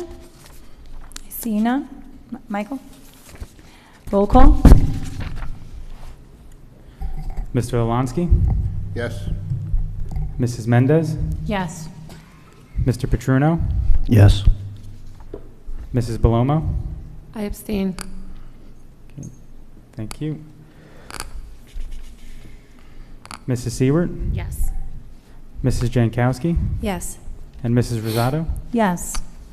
Curriculum matters, the superintendent, oh, I'm sorry. Aldo, can you read it? The superintendent of schools submits the following resolutions for approval. 1, approval of mathematics curriculum guides. 2, approval of preschool curriculum guides. 3, review of language arts curriculum guides K through 8. I so move. Do I have a second? Val? Any discussion? I just wanted to thank Mr. Perno and Mr. Ballone for sitting with me and Annette going over all of our questions, specifically regarding the preschool curriculum guide. Both gentlemen were able to provide such clarity on any questions that we had in regards to, I specifically was asking questions about, I saw gender was in the curriculum guide. I wanted to know what kinds of conversations we're having in preschool in regards to gender, and also body parts. We talked about, we're keeping it appropriate for preschool, head, shoulders, knees, and toes. So I was okay with that. And so thank you again, Mr. Ballone, Mr. Perno, for taking time out of your day to answer those questions. You want to? We also discussed during that meeting the books that were approved for preschool reading. I just didn't want to leave that part out. Thank you. That was a good point. Thank you, Annette. Roll call? Sure. Mrs. Jankowski? Yes. Mr. Lalansky? Yes. Mrs. Seward? Yes. Mrs. Belomo? I abstain. Thank you. Mrs. Mendez? Yes. Mr. Petruno? Yes. And Mrs. Rosado? Yes. Annette, can you read personnel matters? The superintendent of schools submits the following resolutions for approval. 1, resignations. 2, amended start date. 3, employment, certificated staff. 4, employment, registered nurse. 5, employment, school aide. 6, employment, bus attendant. 7, bus driver, hour and salaries, 2023-2024 school year. 8, bus attendants, hours and salaries, 2023-2024 school year. 9, amended salary, non-certificated staff. 10, staff paid with IDEA funds. 11, reassignment certificated staff. 12, reassignment and amended salary, non-certificated staff. 13, assistant, Saturday school discipline, OI. 14, substitute assistant, Saturday school discipline. 15, extracurricular activities advisor. 16, amended extracurricular activity advisor. 17, curriculum, Title I coordinator. 18, curriculum, Title I building facilitators. 19, curriculum, power coaches. 20, curriculum, reporting and data coordinators. 21, curriculum, LEAP coaches. 22, curriculum, LEAP coaches. 23, curriculum, RISE coaches. 24, curriculum, RISE building facilitators. 25, curriculum, ESL family literacy program coordinators. 26, curriculum, ESL family literacy facilitators, curriculum writing. 27, curriculum, ESL family literacy program facilitators. 28, curriculum, online program coordinators. 29, curriculum, turnkey trainers. 30, curriculum, coordinators, ELA math, science, and social studies. 31, curriculum, peer-to-peer family night presenter. 32, curriculum, ed camp professional day presenters. 33, curriculum writing amended, ELA reading revisions 4 through 8. 34, curriculum writing amended, ELA writing rubrics revisions 4 through 8. 35, stipends, mentor teachers. 36, amended stipends, mentor teachers. 37, student observation. 38, student practium. 39, amended substitute rates, non-certificated positions. 40, substitute teachers. 41, substitute school aide. 42, substitute transportation secretaries. 43, substitute couriers. 44, paid medical disability leave. 45, unpaid leave of absence. 46, amended resolution leave dates. I so moved. I made you work for that. Oof. Do I have a second? Aldo. Any discussion? All right. I see none. Roll call. Mrs. Jankowski, Yes. Mr. Lalansky, Yes. Mrs. Mendez, Yes. Mrs. Belomo, I abstain. Mr. Petruno, Yes. Mrs. Seward, Yes. and Mrs. Rosado. Yes. Policy Development and Community Relations Matters. Val? Superintendent of Schools submits the following resolutions for approval. 1, second readings. 2, first readings. I so move. Do I have a second? Michael? Any discussion? I see none. Roll call. Mrs. Jankowski, Yes. Mr. Petruno, Yes. Mrs. Seward, Yes. Mrs. Belomo. I abstain. Thank you. Mr. Lalansky, Yes. Mrs. Mendez, Yes. and Mrs. Rosado. Yes. Liaison reports. Freehold Regional? That's me. Okay, so I have a lot to report on because Freehold Regional had a couple meetings in between ours, and so bear with me. So this is from August from Mr. Messinger. They, at their August meeting, they appointed Dr. Nicole Hazel as superintendent effective November 1st, 2023 through June 30th, 2027. Dr. Hazel has been with the district for 15 years and has worked side by side with Dr. Sampson over the past 12 years. Dr. Hazel has been chief academic officer and has been a major part of the successes that the district has had. She has had a variety of roles in her career and at one point was a temporary principal at Marlboro High School. Everyone on the board is extremely happy about this as we wanted to continue on the path that Dr. Sampson put us on. To take Dr. Hazel's position as chief academic officer, we appointed Dr. Shanna, sorry I mispronounced that, Howell. Dr. Howell has been director of curriculum and instruction for the past 7 years. She also has worked extremely closely with both Dr. Sampson and Dr. Hazel. Dr. Howell was a vice principal at Marlboro High School before being promoted to a role in the administration. She has been with the district for 21 years. The paving of Marlboro High School was completed over this summer. The board received the annual assessment report for the 22-23 school year. 11th graders have to take the NJ GPA test. This test measures whether they can graduate. In our district, 89.8% of students took the test were deemed graduate ready in ELA. This compares to the 80.5 statewide.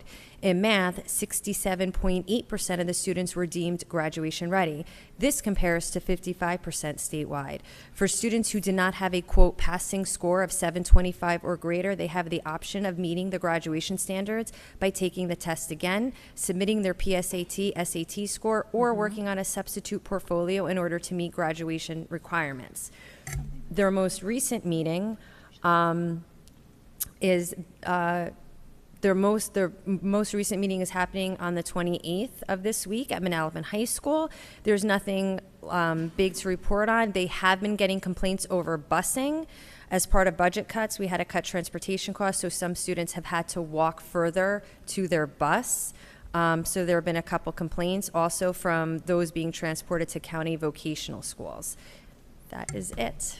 Thank you, Carrie. Marlboro Township Liaison, Michael? Marlboro Day was postponed due to the weather. The new date is Sunday, October 22nd from noon to 5. They're doing a Halloween-themed Marlboro Day now. Road construction is in full gear. Announcements of road closures and detours are made through the township email. Register on the town website to receive those emails. And finally, the Robertsville Volunteer Fire Company has an open house Saturday, October 14th from 10 to 2. Thank you. Monmouth County School Boards Association? No? New Jersey School Boards? Susie's not here. Does anyone have anything to read for her? No? PTA, PTO. I have Dugan. I'll go first. The Dugan PTA report for this week is that the back to school dance is this Friday, September 29th. Looking forward to having a wonderful time dancing the night away. The red carpet fashion show will take place before the start of the dance. If you registered for it, information will be emailed before Friday. Spirit Day is this Friday, September 29th. Show your school spirit by wearing your Dugan apparel, green or yellow. The PTA is sponsoring a clothing drive, new or gently used kids, women, and men's clothing to support lunch break. Donations can be sent into school with your children or can be dropped off in the school vestibule. Donations will be taken until October 16th. Mums are currently on sale and can be pre-ordered through PT Board at duganelementary.ptboard.com/home. They are $7 each and can be purchased to decorate your home or donated to beautify the school. The date for pickup will be announced. Brag tags, are new for this school year. A limited edition welcome back brag tag was available for purchase at Back to School Night. They're super cute. I hope everyone got to see them. If you're still interested in purchasing this brag tag, please go to PT Board. Quantities are limited. There is still time to sign up for the library helper and or share your flair. If interested, please go to PT Board to sign up. The PTA is always looking for volunteers to help throughout the year with events. If you are interested in volunteering and joining one of the committees, please go to PT Board to register. Doogie's Closet is looking for supplies for teachers, staff, and events. If interested in donating, please go to duganpta.org to view the wish list. That is all. Thank you. Carrie, you want to do Robertsville? Yes, so I got a report back from the PTO and from the principal, Ms. Green. I want to thank Jacqueline Mazzarello for putting together such a nice report, so shout out to you. The 23-24 school year is off to a great start. Robertsville and Asher Homes just closed the first joint mum sale. If you participated, pick up is $9.28. We had our first pretzel sale of the year and getting ready for our first school store on $9.28. Students who received their $2 birthday voucher over the summer and for the month of September, don't forget to bring them with you. Back to School Night is October 4th, and we are so excited to be back in person. I am as well, so thank you, Mr. Bowen. Stop by the PTO tables. We will be selling Back to School Night goodie bags for your students, and we will have our current spirit wear available for sizing. October is loaded with so many awesome plans. Fall Picture Day is October 17th, so please mark your calendars. Our walkathon kickoff will be October 18th, and our walk will be held Friday, October 27th, rain or shine. We are raising funds for a second Gaga pit. Please be on the lookout for information on how to participate. This year we are hosting our Boo Bash on October 19th. Tickets will be available for sale on our PT Board website. Costumes are encouraged. Our fall book fair is October 23rd through 27th. Volunteers are needed. October Dine Out will be at McDonald's on October 16th. Place an order and mention Robertsville. A percentage of the proceeds will go right back to our school. Lastly, this year's Halloween parade will be held in the afternoon on October 31st. And just cross-referencing with Ms. Green's notes, she did mention that there is going to be a therapy dog visit during the month of October. So want to put that out there as well. Thank you. That should be fun. Aldo, Asher? Yeah, so for Asher, they have the PTA Mums pickup on the 28th, and then the week of September 28th through October 4th is the PTA Fall Book Fair. October 11th, the PTA Fall Assembly. The 16th through the 20th is the school cart. The Monster Mash is on October 20th. On the 24th, there's ST Math Parent Night. The 26th is a PTA meeting at 9:30. October 30th through November 3rd is Asher's Spooky Gym, and October 31st is the Halloween Parade at 9:30 a.m.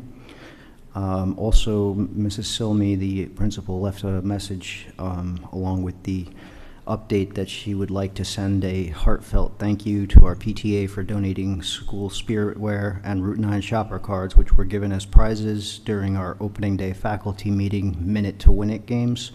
The prizes made a great opening even better. Also, the Asher staff would like to thank the PTA for the awesome gift bags and the items provided to stock our classrooms. Our parents are always so supportive and generous, and we are so grateful. Thank you. Thank you, Aldo. I have a report from Abbott. Thank you, Mr. Perno, for providing the report. Happy to say that all went well with the opening of school, and the students are quickly learning their routines and making friends. Teachers dove right into the curriculum, introducing topics such as letters and numbers. Back to school night was a huge success. The parent turnout was great, and it was a wonderful opportunity for parents to learn about their child's day and how they could support learning at home. PTO has a bubbles assembly lined up for next week, which will be a really nice opportunity to bring the school community together around such a fun event.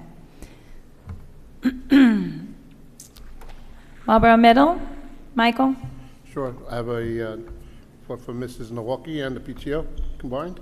So back to school night is tomorrow, Wednesday, 9/27, from 7 to 9. The PTO will have a table with spiritware for sale. The walkathon will be on October 6th. Please support the event as proceeds will be used for assemblies and the string bags. Clubs and fall sports are in full swing. We have lots of student participation this year. October 2nd to 6th, we'll celebrate the Week of Respect with daily activities and announcements. The guiding questions of the month will be, how do we respect ourselves and others? PTO membership for new school year is now open. Join us or renew your dues for 2023-2024 school year. With your paid membership comes a weekly email each Sunday letting you know about current or upcoming PTO and important school events and deadlines. Their first Dine Out fundraiser of the year is Wednesday, September 27th at La Rosa Chicken, which is tomorrow as well, and Grill in Marlboro.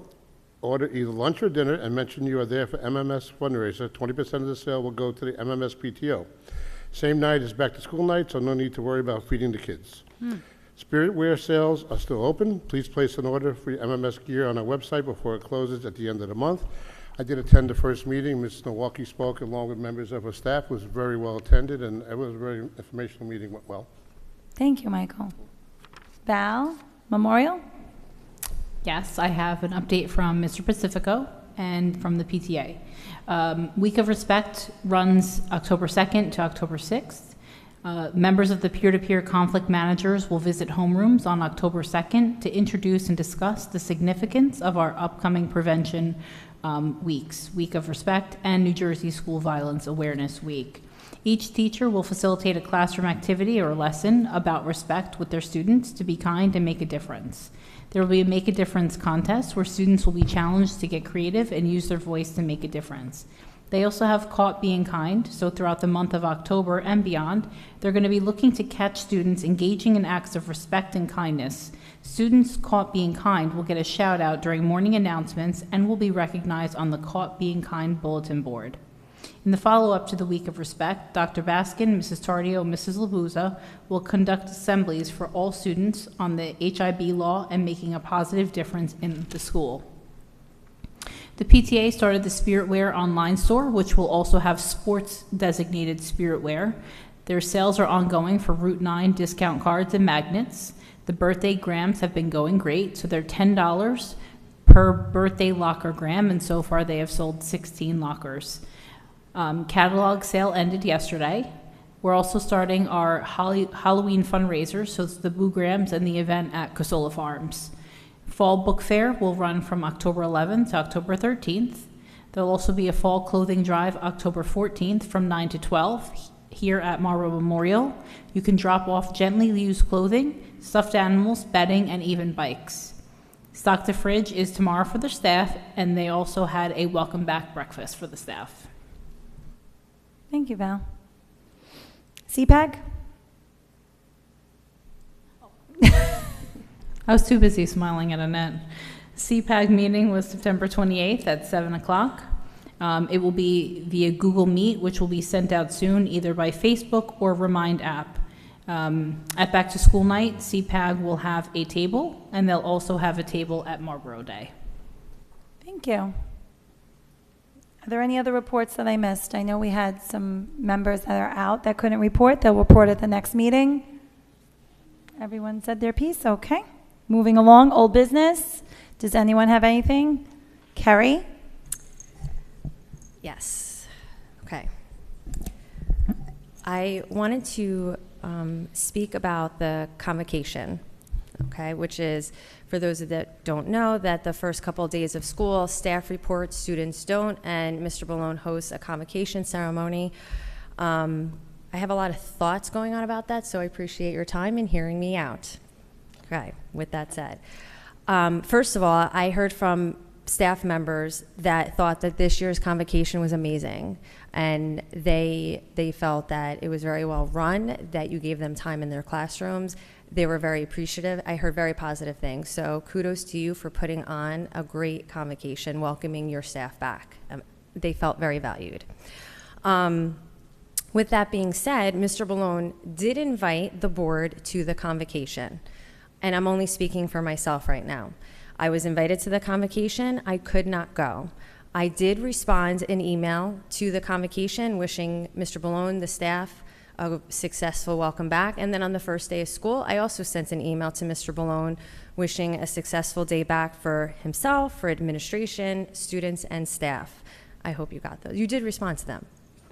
However, it was brought to my attention that there were many community members that were personally affronted that board members were not at the convocation. So I would like to speak to that. For those that were personally affronted, or some use the word disappointment, disappointment connotates that I made you a personal promise, such as I would be attending, and I went back on my word. That I can understand you being disappointed in me as a board member for not attending, but that did not happen. Nor did anybody from the public reach out to me personally, whether by email, US mail, seeing me in ShopRite, and asked if I was going to be attending the convocation. Because Mr. Ballone invited me the day before, an hour before, a year before, I would have had to say no because I had to report to my job that day in a very similar circumstance. To attend the convocation, I would have had to call out of work, either sick, which I wasn't, and I wouldn't lie. And also, if I called out sick, I would have been on the Marlboro website as being somewhere not sick and reporting to my administrators that I was sick. So that was not an option for me. As a working mother, I have 3 personal days to split amongst my 2 children for a year's worth of school.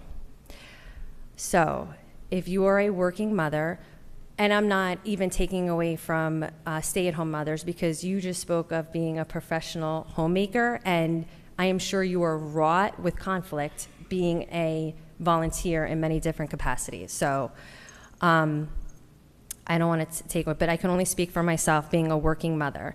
And I'm sure any working parent knows what it is to get a school calendar, sit down, and go over the entire school calendar with a fine-tooth comb and figure out how you're going to use those personal days to be there for your children, knowing that I only have 3.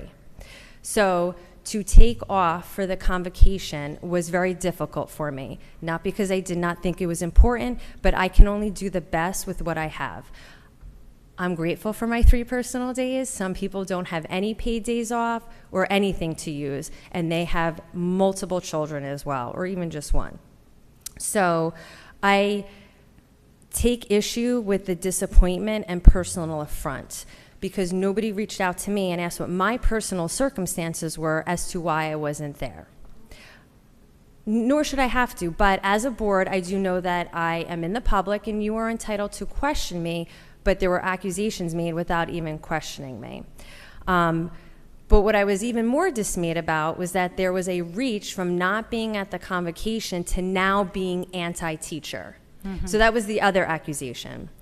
I can assure you that I am not anti-teacher. I had no teacher reach out to me and say they were disappointed in me as a board member for not attending. But I think that's because the teachers know that I support them. I supported them as a mom when my son went through the school. I supported them publicly during public comments at this very mic. I support them with accolades. I support them with private notes, with private emails, thanking them for what they do or telling them that they've made a difference in my children's lives. So to be told I was anti-teacher because I was unable to come to a convocation was pretty surprising. Furthermore, I expect disappointment community members if I don't vote a certain way. I know that we've had a lot of hot topics up here and a lot of people are passionate about their views, and if I don't align with them, I can understand their disappointment. But to receive disappointment from a community because I can't tear myself into 100 different pieces and be at 100 different places at one time was pretty disheartening, rather than receiving support from a community saying, maybe she couldn't. And it's as simple as that. Maybe she was working. Some community members did support us, and I really do appreciate it, and I know who you are, and some of you, I don't know you personally, but I want to deeply thank you for coming to our defense of, hey, maybe they couldn't, maybe they have jobs. I also have ailing parents, I have children, I have things going on, so I couldn't make it that day. So, to anyone in the community, I fully believe that you have the right to speak your mind. I fully believe in freedom of speech. In this case, you are totally entitled to speak about your disappointment.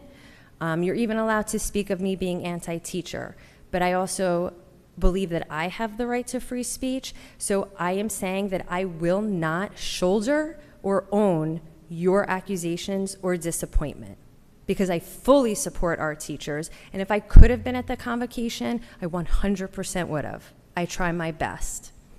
So thank you. Thank you, Carrie. I think a lot of people forget that we have jobs and we have families and we are not getting paid by the district. It is a volunteer position, and someone like any of us that are professionals to take a day off, especially when we are teachers ourselves, getting our classrooms ready and going to our staff development, it wouldn't be received well by our principals or administration. And some people do understand that. And aside from being an educator, people have jobs, and as much as our hearts are there with the staff, it doesn't mean we don't support them because we didn't take a day off, because we are showing up every day, every night, and doing the hard work that we are doing for the betterment of the district and the teachers and administration, and that's how we show our support. So thank you for that sentiment. Does anyone have any other old business? New business? I have one thing for new business.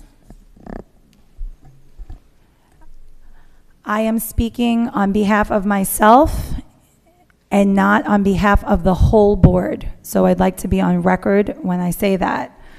I wish I also have the permission from the board members that I mention in this statement to use their names in this statement.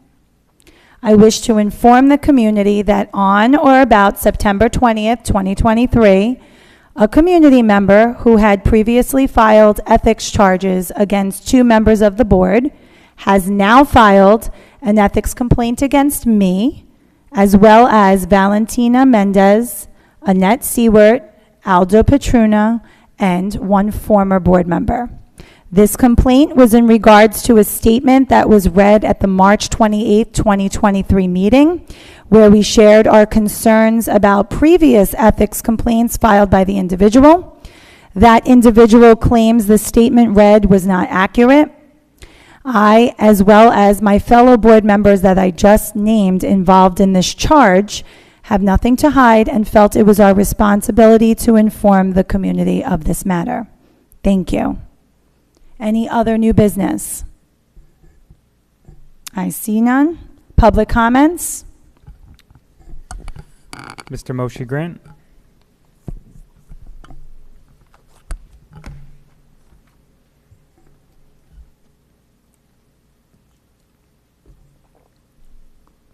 Good evening again. Ms. Palomo, congratulations.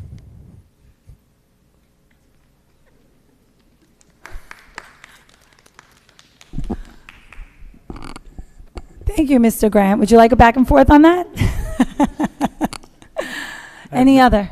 I have none other on my list. Anyone care to speak? I see none. Motion to close public comment.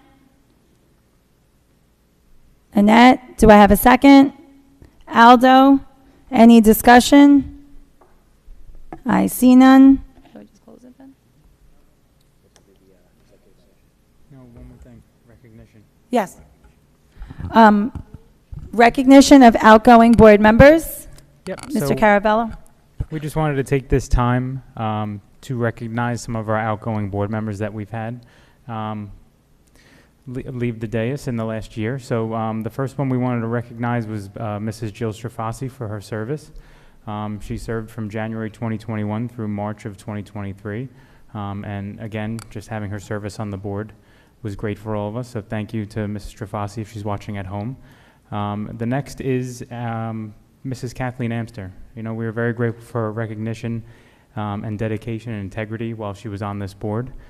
She served on this board from January 2019 through July of 2023, and was also our board president from January through July of 2023. So we want to just take this time to recognize both for their service and the amount of time and effort that they put on this board, and the countless amount of hours, whether it be negotiations or budget or just simply being here and being present and being involved. So they will receive plaques from us, but again, we just want to take this time to recognize, so we want to thank both of them for their service on the board.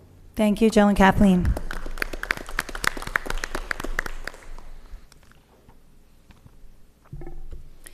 Executive session resolution. Be it resolved that in accordance with the provisions of the Open Public Meetings Act, the Marlboro Township Board of Education shall conduct a closed executive session pursuant to the exceptions prescribed by NJSA 10:4-12 for the purpose of discussing matters of attorney-client privilege, MTAA negotiations. It is anticipated that the length of time of this executive session will be 60 minutes and that action will not be taken in public after the executive session. Be it further resolved that the minutes of the executive session will be released when the need for confidentiality in accordance with NJSA 10:4-12 no longer applies. Can I have a second? Michael, any discussion? I see none. All in favor? Any opposed? The ayes have it. Have a good night.